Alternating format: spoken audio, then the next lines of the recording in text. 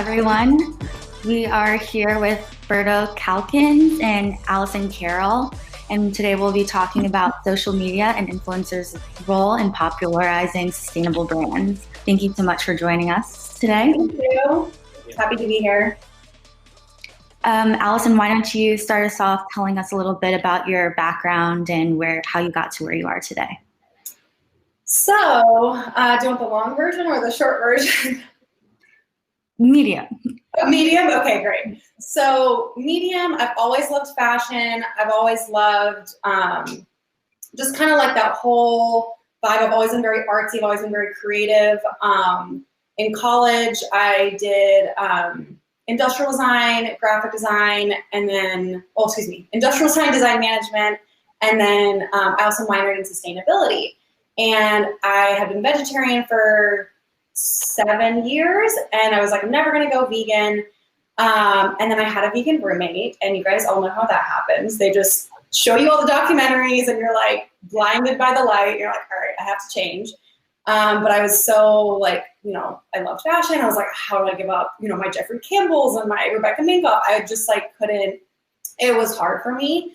But I was planning on moving to California because my husband at the time he was my boyfriend, but he had just gotten into a doctoral program at Cal State Long Beach. I was like, okay, well, I'm moving anyways. Let's kind of redo my closet, get rid of all the leather, all the non-vegan items, kind of make that transition as I moved. So I think it was 2015, I went vegan. So about 5 years now. And I wasn't into Instagram really back in college. I didn't have any time. I was a double major with a minor, worked 15, 20 hours a week, and was in a sorority and held positions in a business of fashion club. So zero time for anything creative or fun really for myself. When I moved to California, I didn't know anybody, wanted to meet people, started kind of shooting with other people, meeting up with them on Instagram, stranger danger, but it worked out. I met some of my best friends that way and kind of just flowed with it. And then I just started wanting to work with vegan brands and promote like ethical and sustainable fashion. So I kind of just started dipping my toes into that, and just here I am. So awesome. Yeah. Hope that was short enough. Perfect. Berto? Yeah. Hi, everybody. So, all right, long story short. So I was born and raised in New York City, where I am right now, but I briefly lived in California for a little bit. And when I moved to California, I was living with my ex-girlfriend. Well, she was my girlfriend at the time.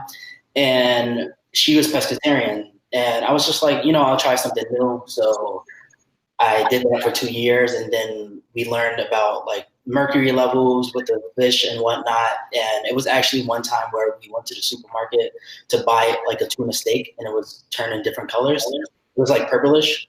And we showed the sales associate, and he was like, no, don't buy it. And to be honest, there's been so many recalls with the fish here.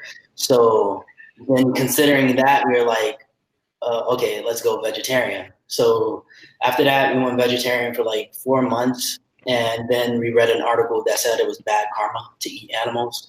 And I have karma tattooed on my arm for different reasons, but I felt like I would be a hypocrite if I was to continue consuming animals in any which way or using them.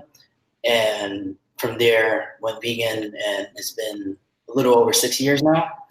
And when it comes to the Instagram, when I first went vegan, I've always had like an entrepreneurial type spirit, not always, but for the most part. And I decided, I was like, I want to do something different with this. I want to maybe build a business around it because it's something that I'm passionate about.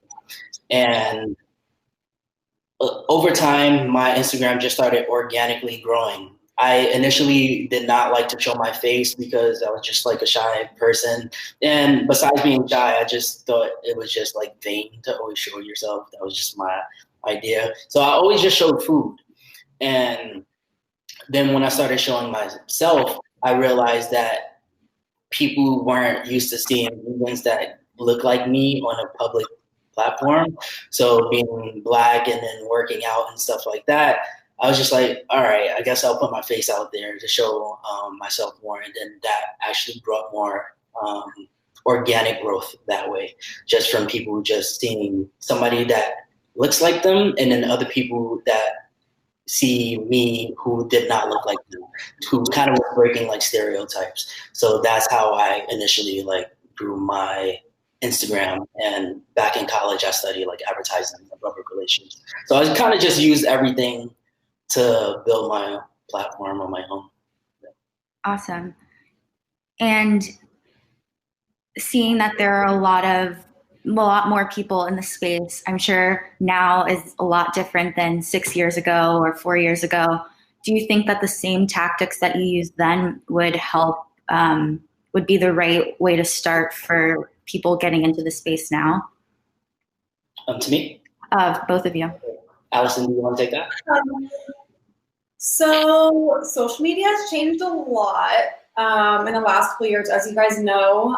It's not as easy to grow. It's not as easy to, engage organically. I used to post once a day easily, like a year or two ago, because it didn't take me that much time. I had batched content. I didn't have to engage, an hour before, like do these really long, thoughtful captions and then engage like an hour after. Like now it's literally, it takes me about like minimum with engaging and posting and caption writing, at least like an hour and a half to 2 hours for one post now. So I really don't post as much as I used to. Just because, I'm not sure how you feel about this, Berto, but for me, like the algorithms have changed dramatically. People want to see that super thoughtful caption. That's what they really engage with. So things are definitely different now. As far as like growing organically now, I'm still figuring that out. I've actually gone down quite a bit recently. I removed a whole bunch of bot followers and scam followers. I've just acquired those over the years. And I really want people who actually enjoy my content and not people who are just, mass following or whatever. So still kind of trying to like figure out how all that social media stuff works in 2020. I know that diversifying your platforms is really helpful. I have hopped on TikTok. I literally have less than 45 followers. I've only posted a couple videos. But I know YouTube has really helped people. I've like considered doing that. Shameless plug, I just made a vegan reviews account that's just like food and like fun stuff. So, that's still on Instagram. It's not diversifying platforms, but you guys know, vegans love to share like what they eat and like all their different products. So I started that. But yeah, I just think maybe just diversifying how you get out there. Like, I don't know. I know I probably should be blogging more, pinning all my posts. I know that really helps people. I'm still kind of trying to like make time for all that, but I'm getting there. Awesome. Berto?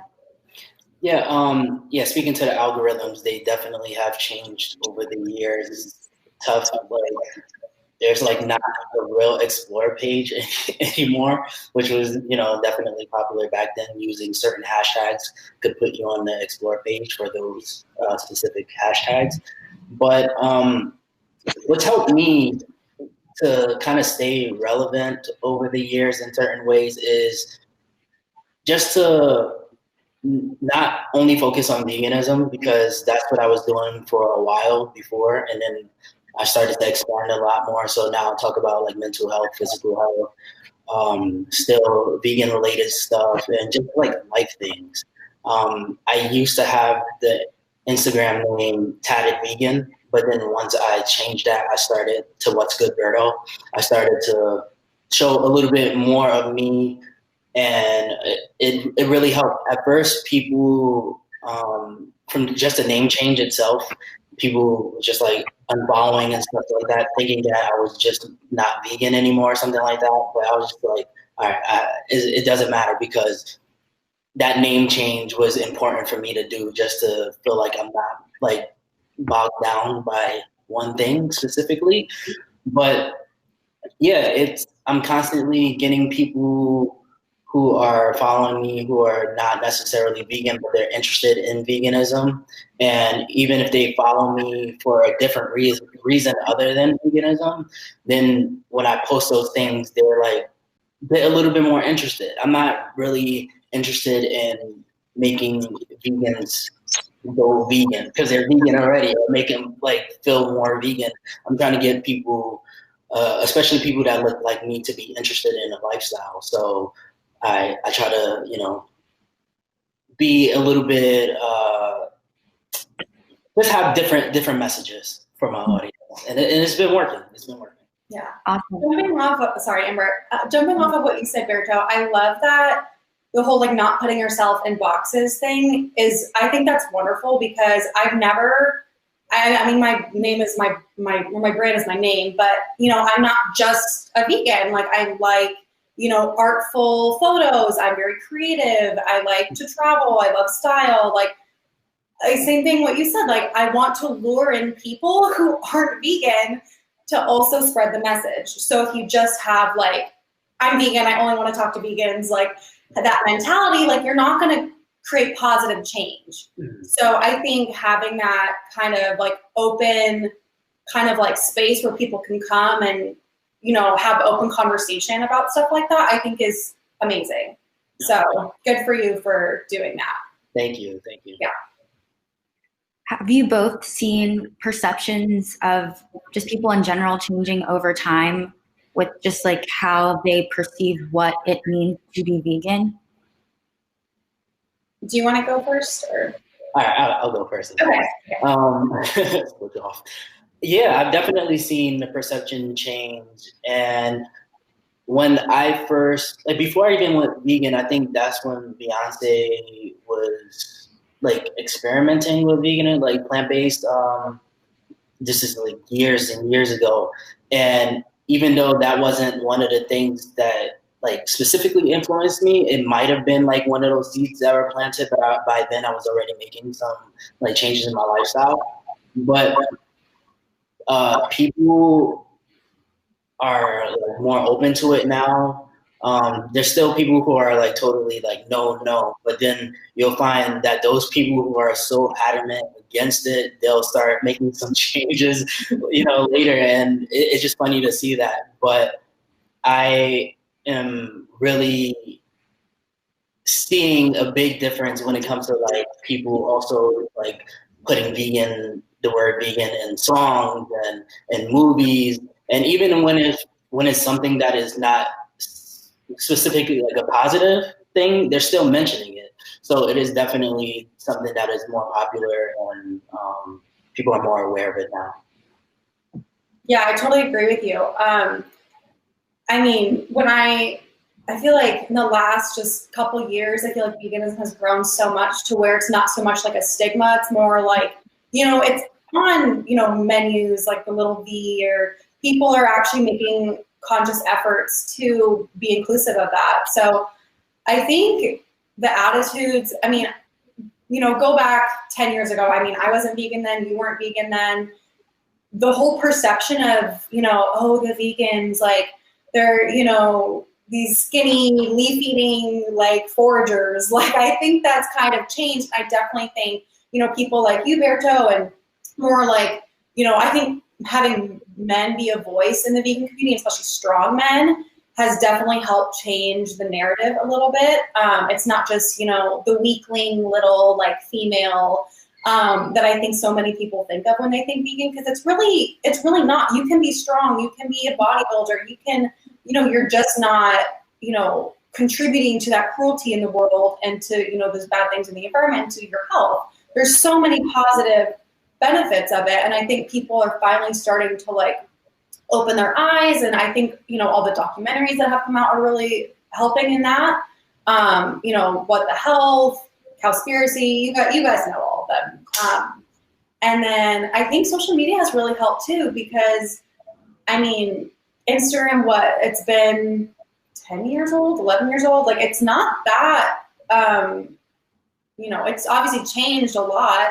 I think people's perceptions, because before social media, people didn't really know there was other like vegans out there like them or other people trying to share that message. It was much more, I don't know, like niche, and it wasn't really talked about, I don't think, that much up until, social media really took off.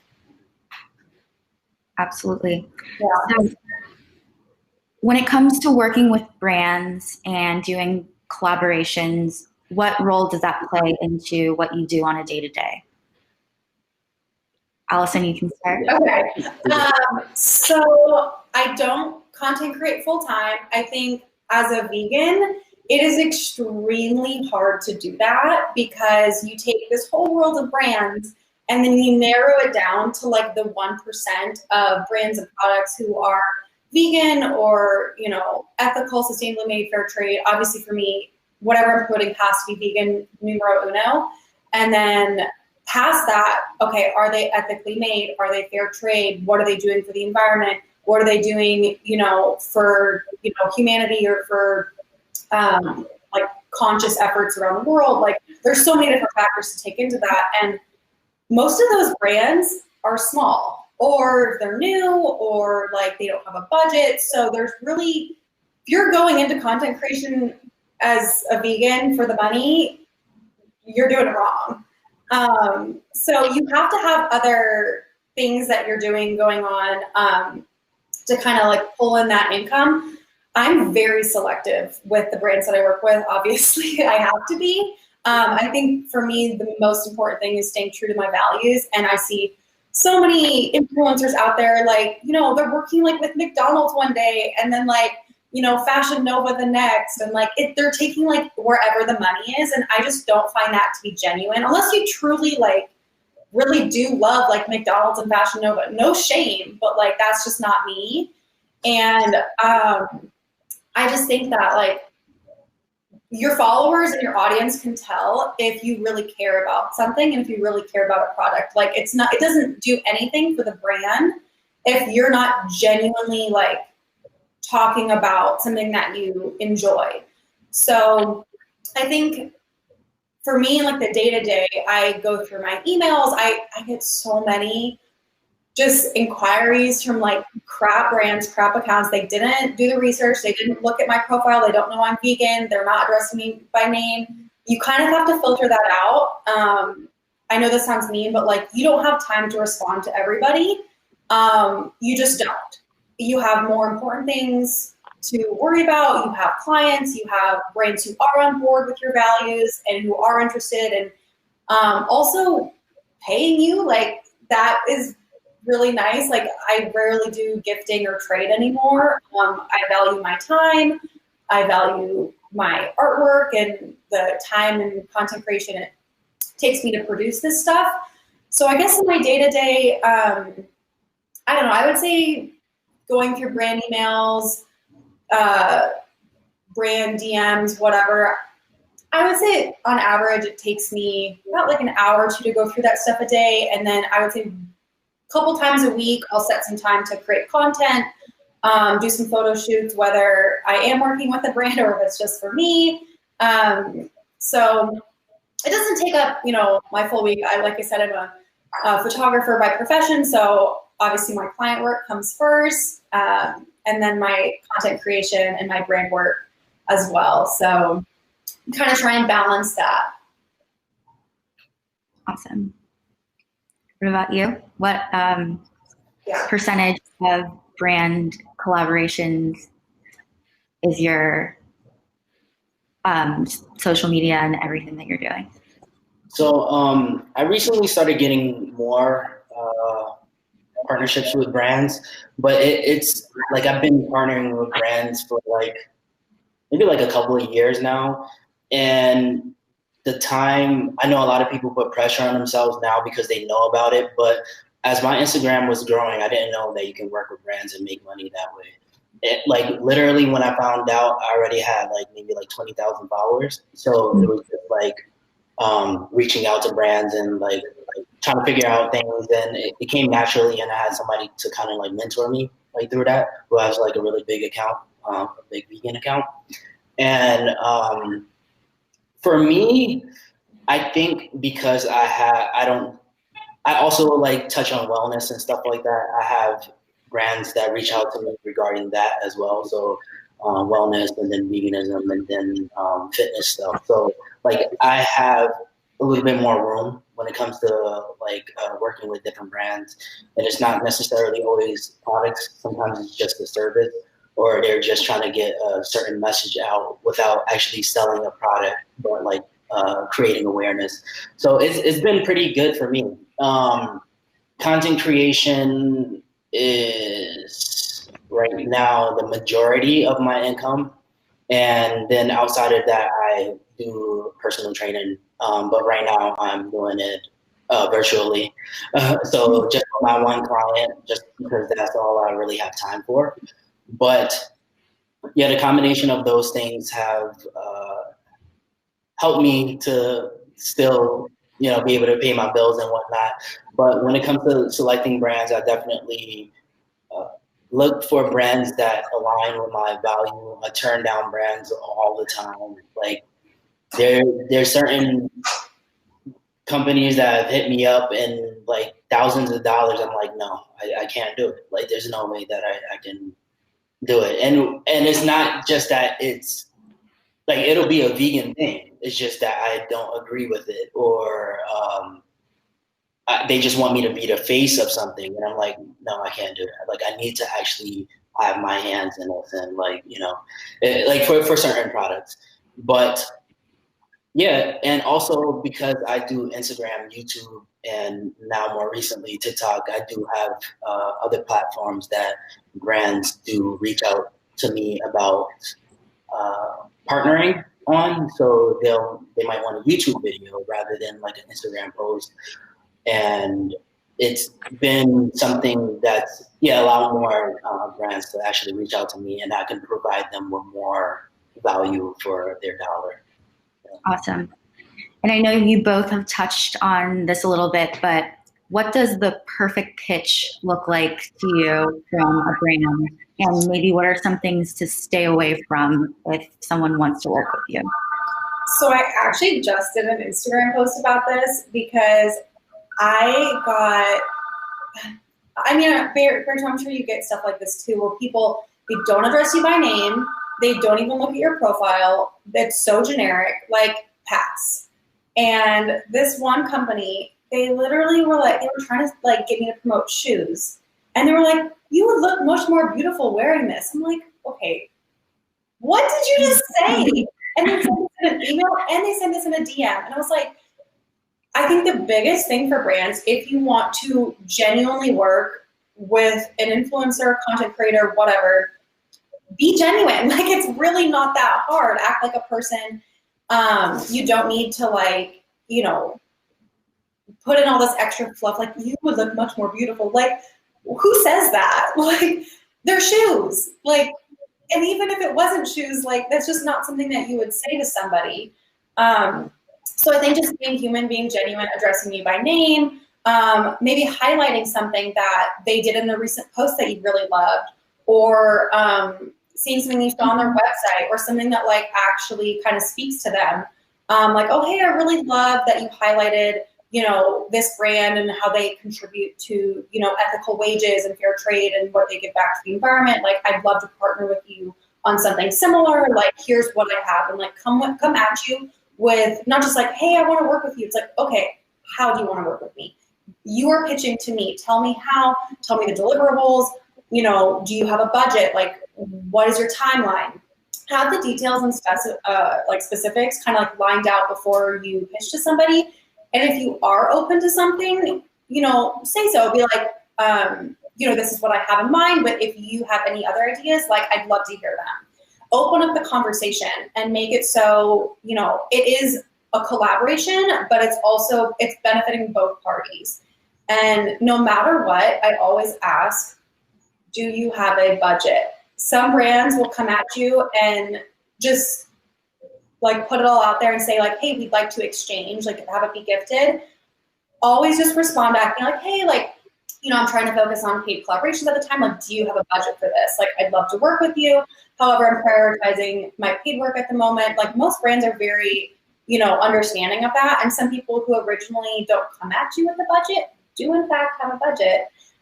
They're just want to see if they can get it for free first. So, I mean, most people do, but yeah, that would be my advice. Just be genuine, act like a human, like use my name. If you can't figure out my first name is Allison, from my Instagram, Allison Carroll's, or my email, like we have some bigger issues. So yeah, that would be my advice. Awesome. Yeah, I definitely agree with that. Yeah, there's a lot of, sorry, I'll wait for this car to pass. A lot of noise on the strip. But yeah, a lot of brands, they are kind of generic in their messaging, very robotic, and going back to your thing about like not mentioning names, they definitely do that. What I would say is for brands to disclose if it's paid right away. We get so many emails, and this is what a lot of us do for work. So let us know if it's paid, and let us know that you will like send product for us to try first. I'm not going to promote anything that I haven't tried. Like, I don't care what your deadline is. I need to try it. If it's food, I need to taste it.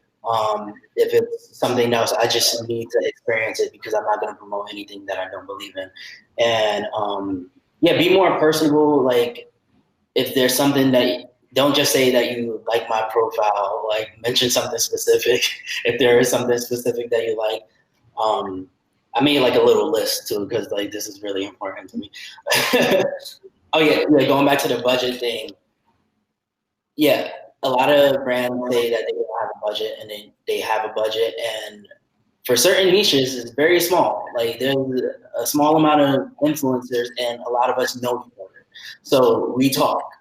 If you say that you have a budget for one person, and then you say you don't for somebody else, then the likelihood of them having that conversation and never wanting to work with you is very high. So keep that in mind for brands too. And if you truly don't have a budget, let it be known, but also say something like, I just want to send you this product for you to try. You don't have to post about it. We would enjoy if you post about it, but you don't have to, just so you can try it. Oftentimes what we do, we tell other people if we like it. Other influencer friends who might share it on theirs or whatever. So it's like the reach is beyond what you directly see. And oftentimes when brands send me stuff and they don't hound me about, oh, how was it? Like, right away, like a day after or something like that, then oftentimes I kind of go beyond like there's no requirements, but I go beyond that, and I'll post about it in my story. I'll put it in like a YouTube video, or like what I eat in a day or something like that, if I enjoy it that much. But, and then also pay us our rate. Obviously, we can negotiate in certain areas, but don't try to lowball people, especially when they have like a higher engagement, higher following, or anything like that. And oftentimes, again, when I have good experiences with companies and they pay me my rate, and we get everything settled, I promote for them more than what they require. Like, I'll put them in the stories later. I'll put them in YouTube videos later. I'll mention them on Instagram. So don't look for that, I guess, quick fix or the quick results, because you never know like what that person might be doing for your brand or whatever, even if you don't get like a direct post or anything like that. Awesome. Do you have any specific collab? Absolutely. Do you mind? I just thought of this. Do not use bots. Oh my God. I had a brand DM me, and at first I was like, okay, are they using a bot? And because you can kind of tell, because if it says seen and they respond right away and it's this massive thing and it happens a few times, it means they have some system set up in their DMs to where it's a bot that's responding to you. And they wanted me to promote something, it was an exchange for like some bracelets. Like, I was like, okay, whatever. And I picked up that it was a bot, and I literally called them. I was like, "This is a bot," and then they confirmed and responded with, "It's like, oh, use our code ambassador. Like, we made this for you. Like, blah blah blah blah." And I was like, "Oh my god!" And then I had responded. I was like, "Hey, like, you know, if a human reads this, like, you should not be using bots. This is not a way to communicate or get brand partnerships. Like, do the time." I just sent them this long thing, hoping that maybe a human would see it. I have no idea why a brand would even consider doing this. Like, it's so like bad business. Like, so, it gave me like, I was so cringed. I was like, Forgetting the human aspect. Yeah, like, why would I want to like not speak with a human? Like, I don't know. I've never really had that experience before, like with a DM situation. So I mean, I'm used to people being personal and copying and pasting, not using my name, but it's not always like a bot. But yeah, I just had to add that in because that was like an unreal experience for me. And also what you said, Berto, I loved that because I do get some brands who have done it before, like, hey, like, we don't have a budget, but, you know, we'd love to send you the product and you're more than welcome to post about it, but like no pressure. And I think that is honestly the best advertising you can do because you're not pressuring somebody to just like post for free or like whatever, but like if they genuinely enjoy it, go at it.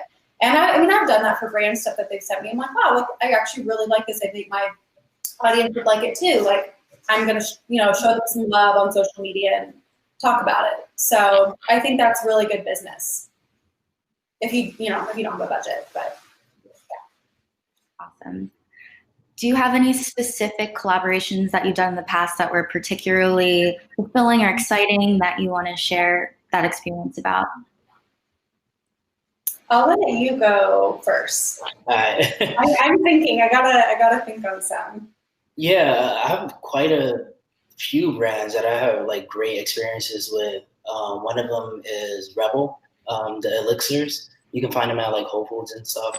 And we haven't like done like a partnership in a while, but I love them. They're great. They're actually one of my first brands that I collaborated with, and just all around great people, like great people that work there, and then how they source their products are like is ethically sourced. And they founded the company was actually founded through not-for-profit, which was focused on trying to stop human trafficking. So the brand branched out from there because they were trying to like fund their initiative. So it's just like a great story. So that's definitely one of the best brands that I've partnered with. Awesome. Allison? This is like such a hard question. Honestly, I love Poshmark. I am a huge thrifter, and I've partnered with Poshmark in a few collaborations. So that was like amazing for me because I honestly use Poshmark so much to sell my stuff, to, you know, thrift online goods. So for me, like, that was amazing. I've also done some stuff with Swap Society. I love Swap Society. I'm not sure if you guys are familiar with that, but it's essentially just like a swap online kind of like service. I'm trying to think of some else. I literally feel like I need to like go through my Instagram and like pick out some good ones.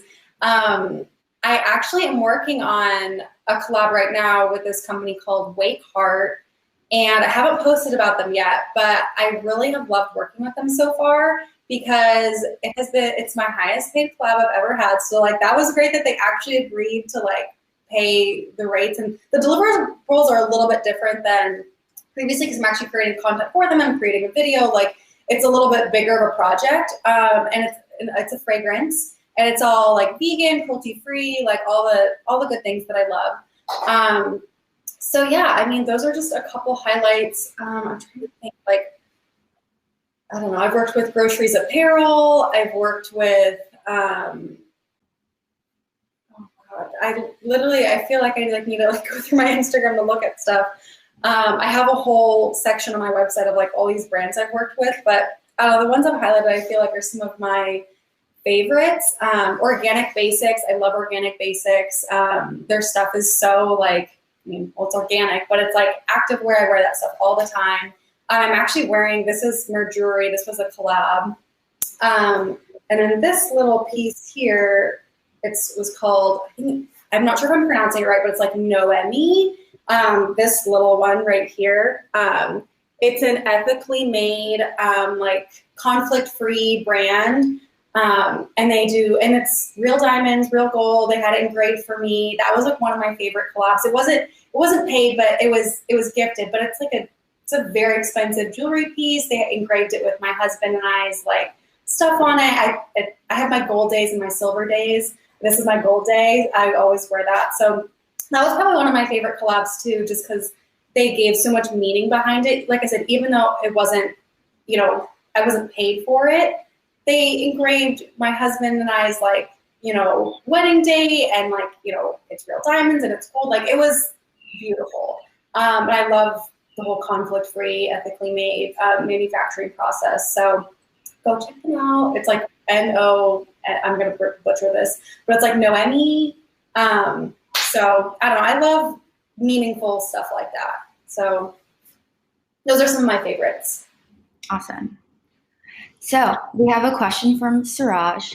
How do you negotiate the balance between promotion and content creating, or is it something that usually works itself out? You want to go first? You do. Okay. So the balance. Well, like I said, I'm very selective with the brands and companies that I work with. I kind of tap out maybe like at around max of like 8 brands a month. I really like, that's a lot. Normally I'll do maybe between, I don't know, like 3 to 5 at the most. 8 is like a lot. So I mean, obviously I'll create content for those brands, but I still want to do my own stuff. I still have other things I want to create and post about. Obviously I'm not getting like paid for stuff like that, but you don't go into social media to like pay for all your posts that you make. Like, that doesn't make any sense. Most people start social media and Instagram and content creation because they just really love it and they enjoy it. So I think just being able to be paid for what you love is just an added bonus. So I think if you're constantly just sharing like genuine stuff about things that you like or things that you like doing, and then just kind of trickling in that stuff with brands, I think is the most genuine way to do it. I hope that answered your question. I'm not sure if that was like the best answer, but that's how I do it. Yeah, for me, yeah, it's pretty much the same. Lately, it's been a little bit tougher because I had like a few deadlines that I needed to meet, and it was like all within the same like time span.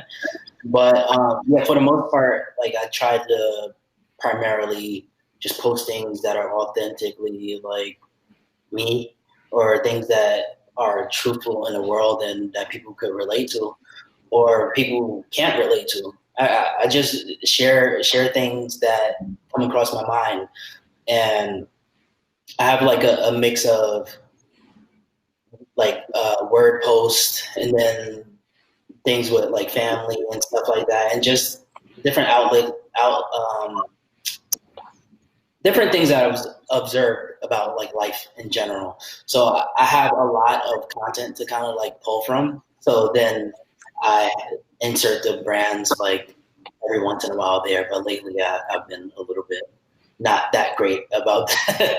But for the most part, like just keeping the content like really about like my life, and then like vegan stuff.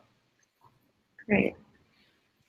Gwen asks, for people trying to be influencers, what types of gear/items should they invest in without breaking the bank? You want me to go? Or you want to go? Wait, sorry. I was reading the chat. Can you just repeat that for a second? Yeah, for sure. For people who want to be influencers, what types of gear/items?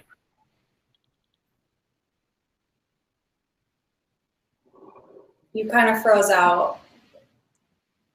I meant you froze. I didn't see like the rest. Sorry.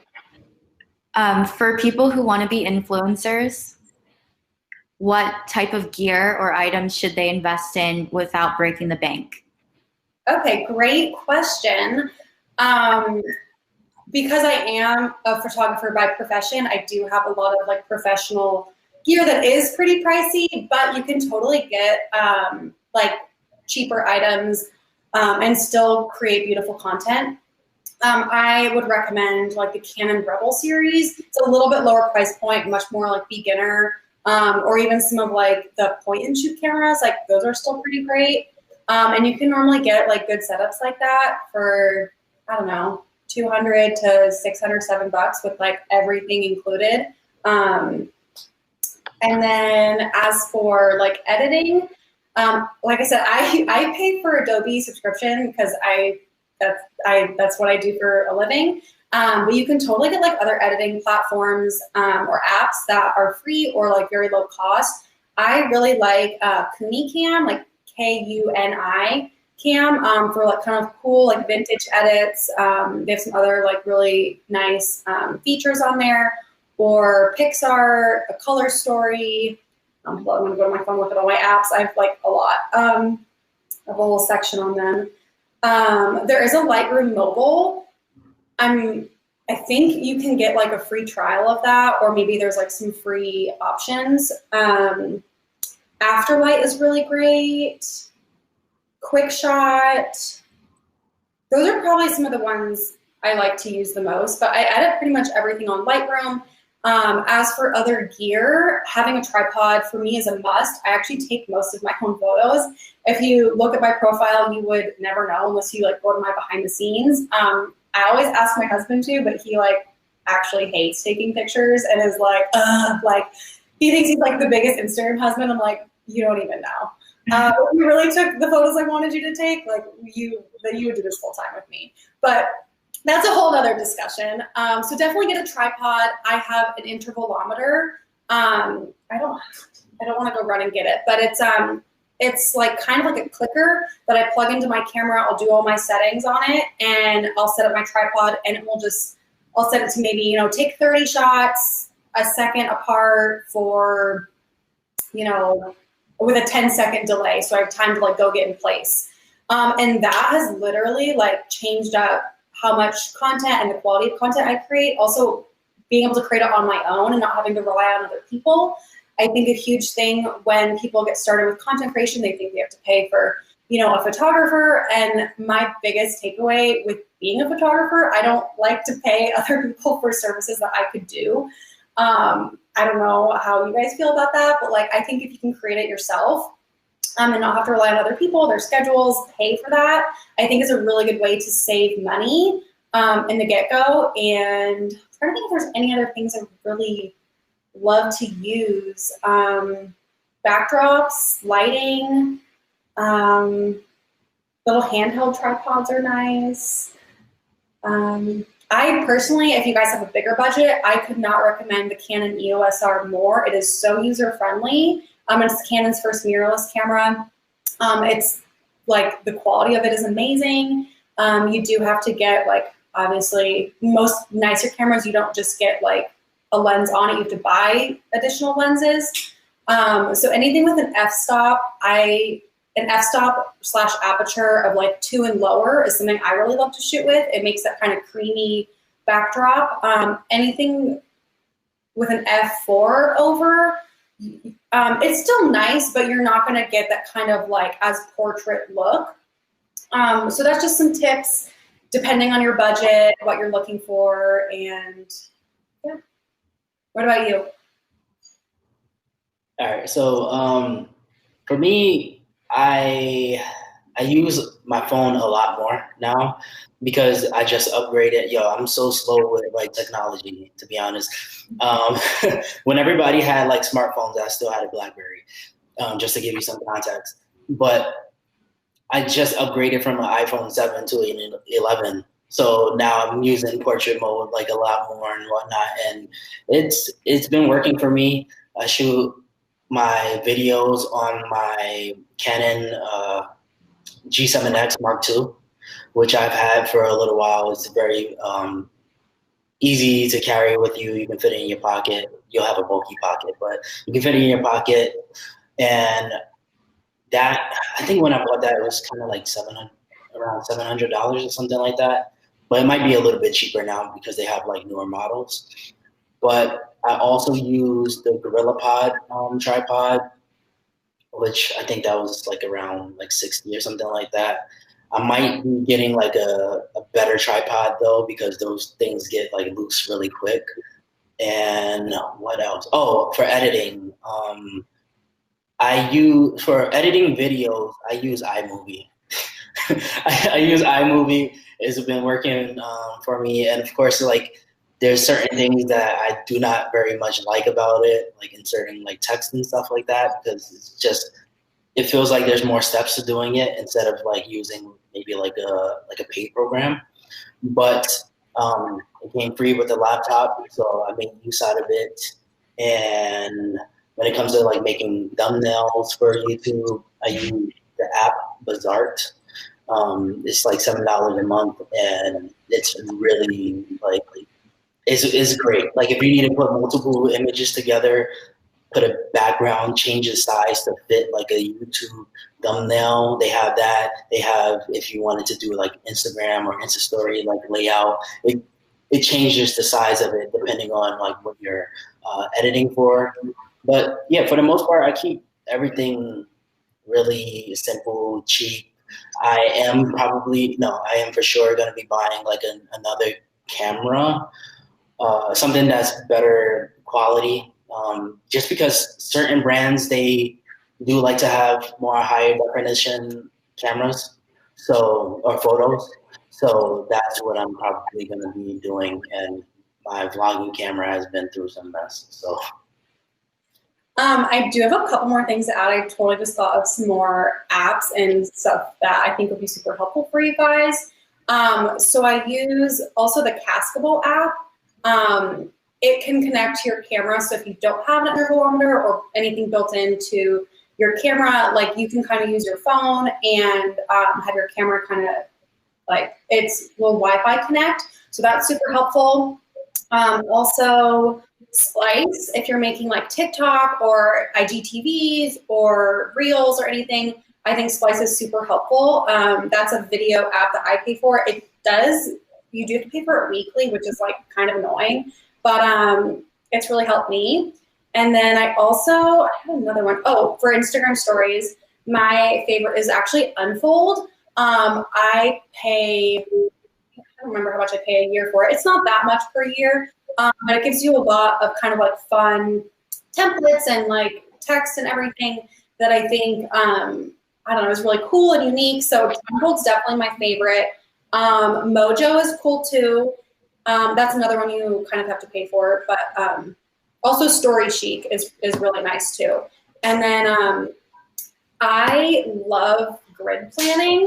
I'm a huge grid planner. I don't plan as much on some of my accounts as I do on others, but the one I love most is called The Grid. I think I paid, because I have about 7 accounts, 5 of which I use regularly, and I pay for the updated version, or not the updated, the premium version, so I can get multiple accounts, but you can totally get just 1 account for free on the free version if you're only using 1 account. And you can load literally like thousands of photos on there from all your shoots or whatever, and just kind of like drag and drop, and you can post straight from there. So you'll just click on the photo, post to Instagram, rather than having to go through your whole camera reel to find that photo. It's super helpful. There are some other ones like Preview and Planoly, but for me, Grid I think has been the easiest and also the most affordable. So definitely get that if you are looking to content plan. And I think that's it. Oh, also I saw a comment, Allison Melanie Joy is a prominent animal rights activist and urges other activists to see non-vegans as vegan allies. I actually read Melanie Joy's book and I loved it. So kudos to you, Kathleen, for shouting her out. I really loved Melanie's book. I think it was called Why We Wear Pigs, Love Dogs, and Eat Cows. I'm maybe messing up that order, but it basically goes into kind of the psychological aspect of like why we do what we do, and how we value some animals over others, and kind of like just kind of the concept of that. I think she's a psychologist. I'm not entirely sure, but it was a fabulous book. So you guys can look it up. Just Google Melanie Joy. Awesome. For our last question today. Oh, Bob just put in the link. Thanks, Bob.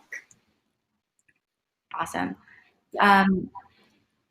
For our last question, do you have a book other than this book or podcast that you recommend everyone read? Yes. Berto, I'll let you go first, though. I actually have to think about it. So okay. I am obsessed with Proteinaholics by Dr. Garth Davis.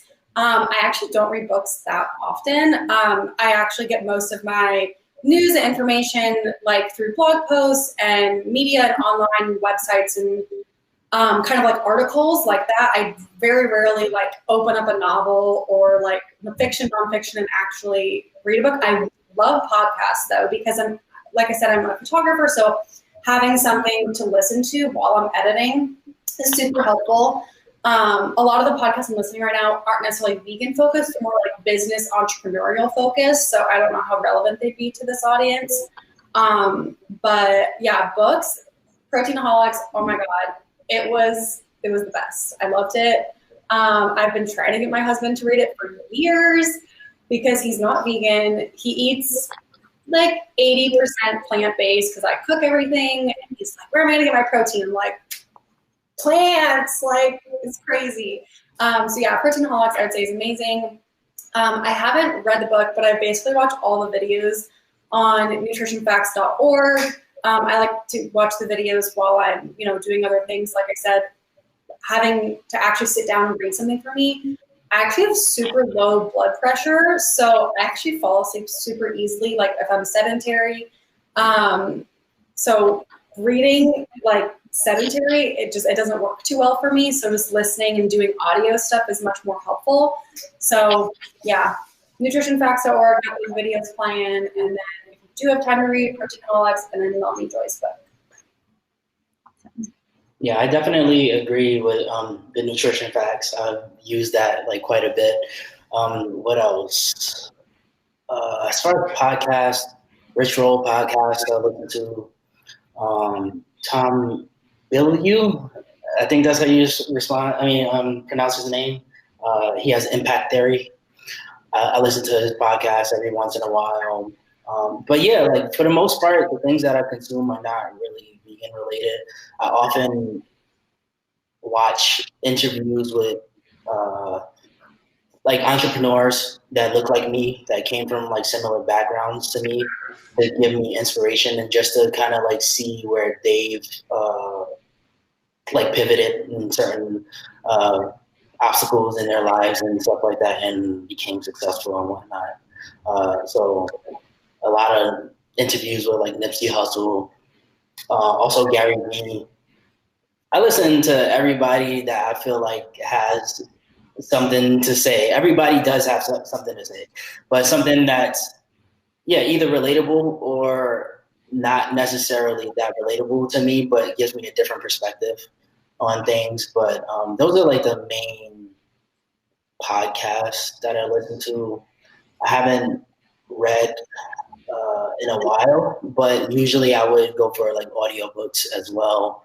I think the last book that I read was the Bhagavad Gita, which is like a book related to yoga, because I've been doing like more yoga. That's what I was actually like planning on doing before this world went crazy. I was supposed to be in India studying yoga teacher training, or doing yoga. So those plans changed because of the Rona.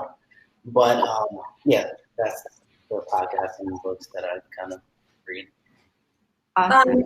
I actually rethought my podcast question, and because this is a social media kind of centered discussion, most of the podcasts I listen to are like social media entrepreneurial. They're not vegan, so sorry guys, but I never really had business training, so kind of listening to podcasts that talk about the business behind, like influencers and content creators and like entrepreneurial people, I think is really helpful for me. So I'm just going to read off a couple that I listen to regularly.